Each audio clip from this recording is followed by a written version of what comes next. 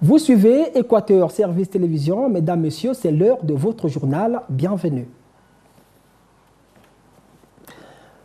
Nous attendons de l'eau en qualité et en quantité suffisante. C'est là le cri de cœur des populations de Mpissa à Bakongo à l'endroit de la Congolaise des eaux qui a remplacé la Société nationale de distribution d'eau. Mpissa, vous savez, un quartier où l'eau du robinet a toujours été un casse-tête chinois et ces populations qui s'alimentent beaucoup plus dans des forages placent désormais leur espoir dans cette nouvelle société naissante. Steven Elenga et Gracia Gonga étaient ce mercredi même à Mpissa. Voici leur note de reportage. Dans ce quartier Mpissa, selon les témoignages reçus, l'eau du robinet coule difficilement. Il faut se réveiller à 4 heures du matin pour espérer avoir d'eau, sinon se rabattre auprès de ceux qui ont des forages pour s'alimenter. On a des problèmes d'eau. Ici, pour avoir l'eau, il faut se réveiller à 4 heures, il faut se réveiller tôt le matin. Quand tu te réveilles à 6 heures, quand tu te réveilles à 7 heures, tu n'as pas d'eau. Il y a des gens qui se plaignent même, il y a des gens qui n'ont pas d'eau pour se laver. En tout cas, l'eau, c'est difficile. C'est difficile. Parfois, par moment. Hein? Donc, et par moment, là, c'est la nuit. À ceux qui font du bon niveau, là aussi, il y a des forages gratuits. C'est-à-dire qu'il y a juste à côté, il y a un forage gratuit. Là aussi, le forage est gratuit. Et plus loin, il y a 2 là-bas qui sont payants, 3 de l'autre côté là-bas. Mais ça va, le seau c'est à 25. 2 cristals de 10 litres à 25 francs. Ça nous arrange. Ce phénomène de pénurie d'eau ici à Mpissa date de plusieurs années. Depuis que je suis toute petite, l'eau ne coule pas abondamment à Mpissa. À l'époque, l'eau ne coulait que pendant la saison sèche. Vous vous rendez compte? Mais depuis une décennie, l'eau ne coule pas. La LCDE, nouvelle société de distribution d'eau dans les ménages, vient de s'installer. Les populations attendent l'eau en abondance et de bonne qualité. On veut le meilleur parce que l'ancienne ne valait absolument rien. De l'eau ne coule pas, surtout si on est à Mpissa de l'eau. On a vraiment du mal à avoir de l'eau. La Congolaise des eaux, en tout cas nous, les habitants de Mpissa, nous voulons avoir l'eau de la SNO en abondance de la Congolaise des eaux. Vraiment ça c'est notre souhait. Nous attendons que l'eau coule correctement. C'est l'attente de tout Congolais. L'absence de l'eau du robinet et des forages dans ce quartier contraint les populations à s'alimenter au fleuve Congo, ce qui n'est pas toujours sans risque. Et justement, parlant de la LCDE, revenons sur la cérémonie d'installation de la toute première équipe dirigeante de cette société. Mardi dernier, Parfait, Chrysostome Makita et André Oléa prenaient officiellement fonction. Apporter de l'eau à tous les Brazzavillois, c'est justement le mot d'ordre du président du conseil d'administration de cette société à l'endroit de ses dirigeants. Suivez. Nommé le 27 juillet dernier par l'Assemblée générale des actionnaires et le conseil d'administration de la Société nationale de distribution d'eau, Parfait, Chrysostome Makita et Antoine Oléa ont attendu 3 semaines pour prendre leurs fonctions. Une installation qui rentre dans le processus de dissolution de la SNE, devenue de facto la Congolaise des eaux en sigle LCDE, une société à capitaux publics mais de droit privé qui fait face à de nombreux défis.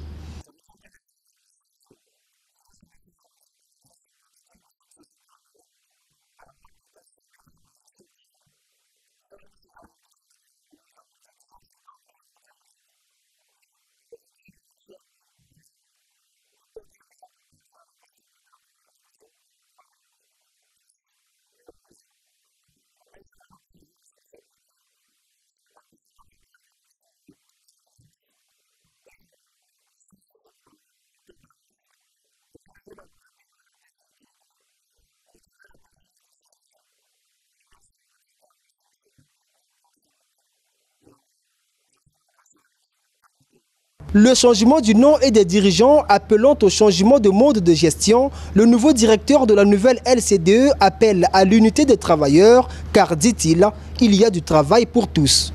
Nous savons la tâche est difficile, très difficile et c'est au regard de l'actualité que nous avons vécue ces derniers jours. Mais nous savons pertinemment que la raison finira par triompher et que les uns et les autres reviendront à la case de l'entente, du palabre et du dialogue pour que nous puissions tous travailler de manière à ce que les missions qui soient les nôtres soient tenues. Il y a du travail pour tout le monde. Et même pour ceux qui pour l'instant n'ont pas compris le chemin et le pari pris par l'État. Nous allons travailler à le leur faire comprendre. Et nous osons croire évidemment que tous finiront par adhérer à l'initiative salutaire voulue par le gouvernement. Signature du procès verbal, la toute première équipe dirigeante de la Congolaise des eaux a été convenablement installée. Et au moment où nous vous parlons, la pénurie d'eau a commencé depuis hier dans la quasi-totalité des arrondissements de Brazzaville, comme par hasard. Toute autre chose dans ce journal parlant de la deuxième édition du workshop PME-PMI 2018. Les échanges entre chefs d'entreprise et le public a eu lieu ce mercredi à la Chambre de commerce de Brazzaville. À travers ce rendez-vous de l'entrepreneuriat, MTN Congo permet aux petites et moyennes entreprises de développer et d'accroître leurs capacités. Ce sont les images d'Anthony Ngunza dans un commentaire de Loris Mabika. C'est une véritable opportunité que MTN Congo offre aux chefs et futurs chefs d'entreprise. Le workshop se veut un cadre d'échange et de partage d'expériences. L'objectif étant de permettre aux PME, petites et moyennes entreprises, de développer et accroître leurs capacités.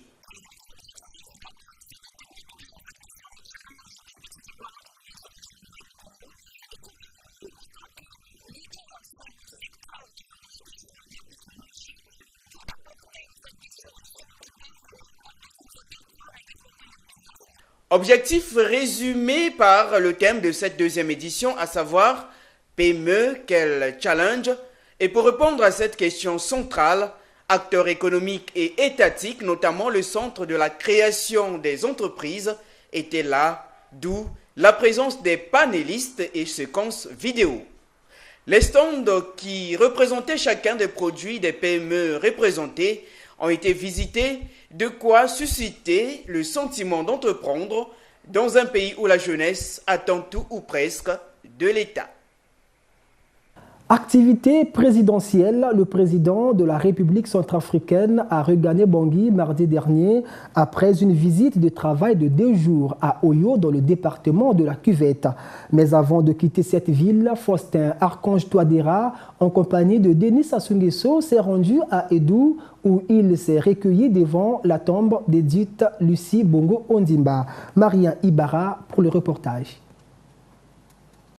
Dans la culture bantou, lorsque une note de marque est reçue dans une contrée par le chef, la règle voudrait que l'invité s'imprègne de la réalité du terroir. C'est ce qu'a fait ce mardi le président de la République en invitant le président centrafricain à visiter Edou, son village natal.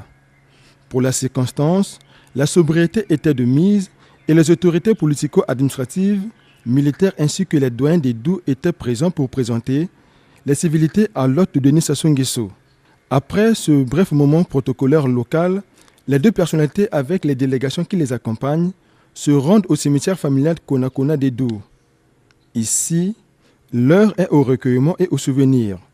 Faustin Archange Touadéra, toujours accompagné de Denis Sassou Nguesso, se recueille devant la sépulture d'Edith Lucie Bongo Ondimba, fille aînée du chef de l'État et ancienne première dame du Gabon, décédée en mars 2009 à Rabat au Maroc. Dans ce cimetière familial d'Edou se trouvent aussi les tombes des autres membres de la famille Nguesso, à l'instar de celle de Valentin Ambende Nguesso, frère aîné du chef de l'État. Moment de souvenir ponctué par la danse traditionnelle, comme il est de coutume dans cette contrée du département de la Cuvette.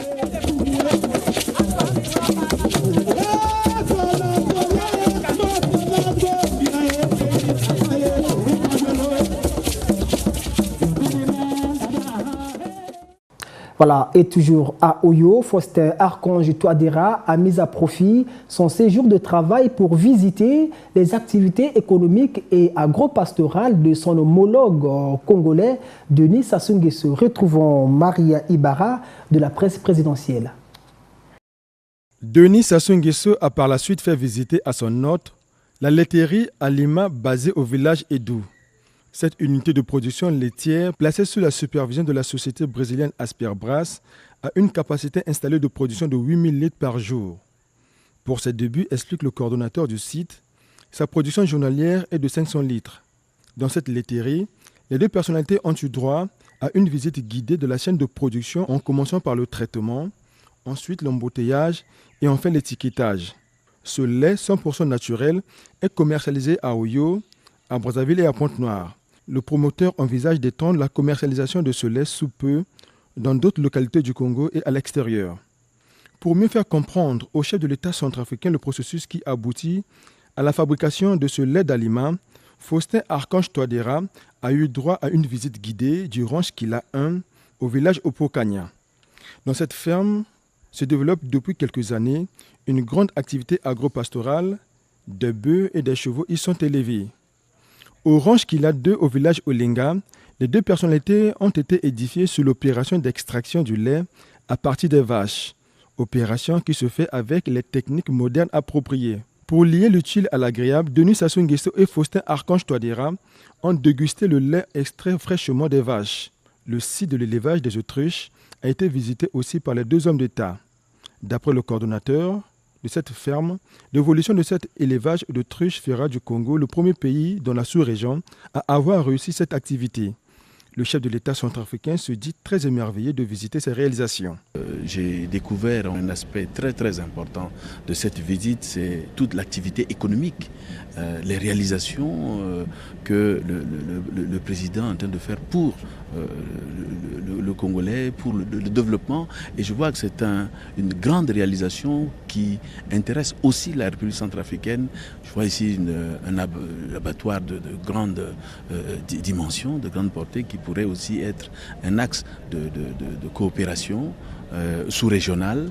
Et je vois ici, j'ai visité de manière, j'étais très émerveillé par ce ranch avec beaucoup de bœufs et qui sont en promotion avec une qualité de travail et de réussite et même parfois exceptionnelle. On a vu aussi des autruches qui c'est exceptionnel dans la forêt tropicale de voir qu'on puisse réaliser des choses comme ça. Donc c'est des ambitions, c'est des choses que nous voyons pour le développement du Congo, mais aussi de l'Afrique. Et je profite de votre micro pour vraiment saluer les efforts du président dans cette direction pour le développement de notre sous-région. L'abattoir moderne en construction au village Mbobo est le dernier site visité par les deux présidents. La mise en service de cet abattoir prévue pour la fin de cette année permettra aux ménages congolais de consommer la viande fraîche à moindre coût.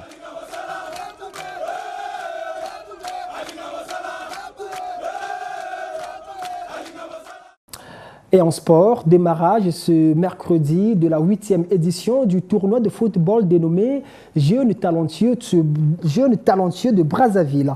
Un tournoi qui regroupe 16 équipes venues du 4e arrondissement de Brazzaville. Jude Moutali et Steven Elenga pour ce compte rendu.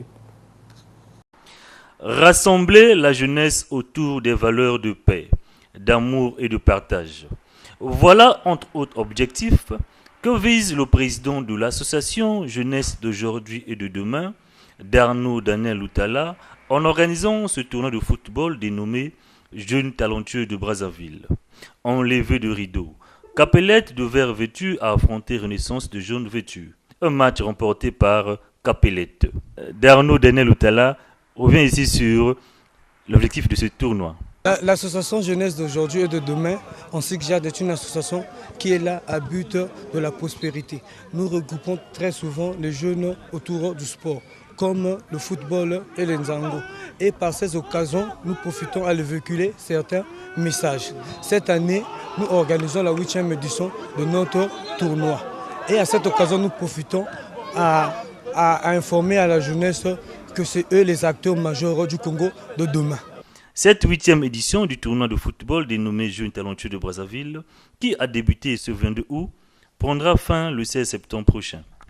Merci bien Jude Moutali. Après l'effort, c'est le réconfort pour près de 90 pensionnaires du judo club Kawaishi à Mungali, un club qui renferme une pépinière au talent indéniable, et ce grenier de judo a justement été récompensé dimanche dernier en portant de nouvelles ceintures synonymes de leur élévation de grade. La cérémonie s'était déroulée en présence de certaines autorités politico-administratives invitées, mais aussi des parents de ces petits judokas. Regardez. Petits mais costauds, ces enfants du judo club Kawaishi sont sur les bons rails pour leur avenir dans ce sport de combat.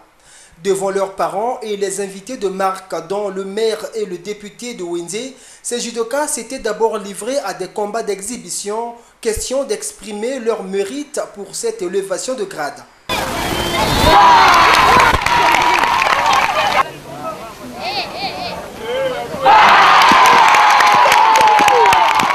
Après quoi, c'était venu le moment tant attendu, celui du port des ceintures. Au total, 86 judokas ont été élevés au grade supérieur, partant de la ceinture jaune jusqu'à la marron. Une action qui vient réconforter ces promus, fiers de pratiquer ce sport de combat. J'étais ceinture jaune, aujourd'hui je suis devenue ceinture orange. Un jour de plaisir pour moi d'avoir passé un grade supérieur. Parce que ce grade n'est pas donné à n'importe qui. Ça me fait un grand plaisir parce que j'ai beaucoup travaillé pour passer le ceinture en question. Bon, je suis vraiment très heureuse. Plaisir d'apprendre dès le bas âge, cela est même la politique de ce club. Je me donne plus qu'à la pépinière parce que les anciens sont déjà fatigués. Ça fait déjà une courbette, là c'est pas bien. Or, moi je veux maintenant ramener encore la pépinière à la compétition. Tous les invités de marque présents à cette cérémonie du port de ceinture ont loué l'initiative du club Kawaishi tout en promettant apporter leur aide pour améliorer les conditions d'apprentissage du judo, ici même dans ce grenier de cet art martial. Voilà, cet élément met un terme à ce journal. Merci à toutes et à tous de nous avoir suivis. Tout le plaisir était pour moi de vous tenir compagnie pendant ces 3 jours. À partir de demain jeudi, je vous laisserai en compagnie de Raoula Kob Yondota. À la prochaine.